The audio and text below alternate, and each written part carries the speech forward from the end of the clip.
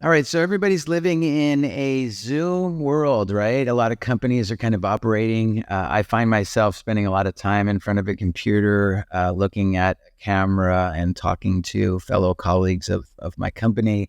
And the question is, how do you, keep the morale? How do you keep people engaged when you aren't really kind of like in the same room and having the energy of the room? And so I think it's important to make sure that you are that you have a good relationship with your employees, that you are trying to kind of keep them engaged.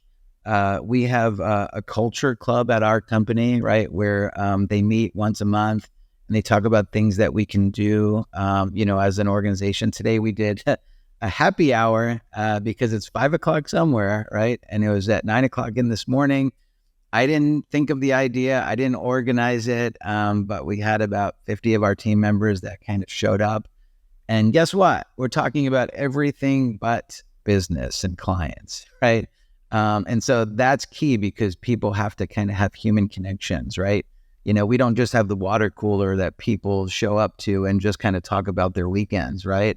Everything that we do has to be forced and it has to be structured, and you have to set up a Zoom call to kind of have the meeting. So we have to kind of recreate that. Another thing that we do that has had a really big impact on having more connection is we do these random 15-minute coffee breaks where every month you're assigned somebody else where you are just going to kind of get randomly rotated with somebody else in the organization. So for instance, on a Tuesday, I might, as the CEO of the company, right, I might get connected with an intern of the company, right? Because it's so random. And so next thing you know, that Tuesday morning, guess what? We're getting connected and I'm getting to learn more about them and seeing, their dog in the background and learning the dog's name and learning more about like why they chose to study this in college. And they're asking me questions about like, how did I get started in the business, right? So again, those connections are real important, but again, it's not just going to happen.